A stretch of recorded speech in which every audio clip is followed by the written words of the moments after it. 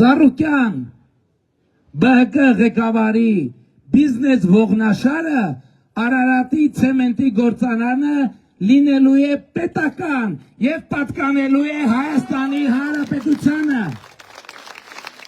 Փաշինյանի այս հայտարարությունից 58 օր անց Արարատ ցեմենտ ընկերությունը հանձնվեց կառավարությանը։ Մարդիկ ուզում են Հայաստանի Հանրապետությունում տեսնել կարգ ու կանոն, ուզում են տեսնել արդարություն եւ արդարադատություն։ Բայց մարդիկ տեսնում են փակվող գործարաններ, որոնք խլում են սեփականատիրոջից, արձագանքում է Արման Աբովյանը։ Ունենք շատ ակնհայտ նեոթուրքական բանդիտիզմի, շատ ակնհայտ sense դրսևորում, երբ որ մարդուն իր կարծիքի համար,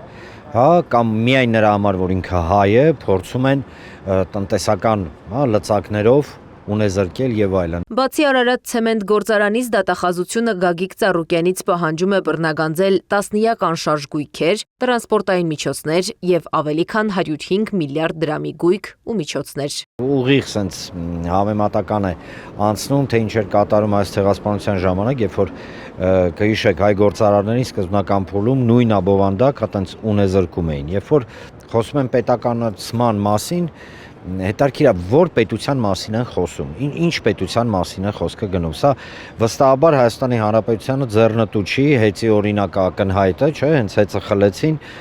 անմիջապես այտենց անջատումների տարապ սկսեց։ Փաշինյանը դեռ քարոզարշավի ժամանակ էր սպառնում ունեզրկել ընդդիմադիր ուժերի ղեկավարներին։ Հեծին հաջորդել է Արարատ ցեմենտ գործարանը, որն այսքանով չի ավարտվելու, զգուշացնում է Արման Աբովյանը։ Այն անդրադառնալու է մյուս բիզնեսմենների, աշխատողների, քաղաքացիների վրա, կարծում է քաղաքական վերլուծաբանը։ Այս իշխանությունը լինելով նեոթուրքական ֆաշիզմի, այսինքն Թուրքիա եւ Ադրբեջանը սպասարկող մի համակարգ, ինքը խնդիր ունի լիովին կազմաքանդել Հայաստանի Հանրապետության յուրաքանչյուր կետ, որտեղ Հայաստանը գոնե մի քիչ ամրություն ունի։ Աբովյանի խոսքով Հայաստանի տնտեսությունը թուլացնելուն ուղղված քայլ է անում Փաշինյանի իշխանությունը։ Նշում, անձնական վրեժխնդրությունն ու Ադրբեջանից եկող պահանջը մեկտեղվել են։ Մեր համար Արարատի ցեմենտի գործարանը ռազմավարական կարևոր օբյեկտ է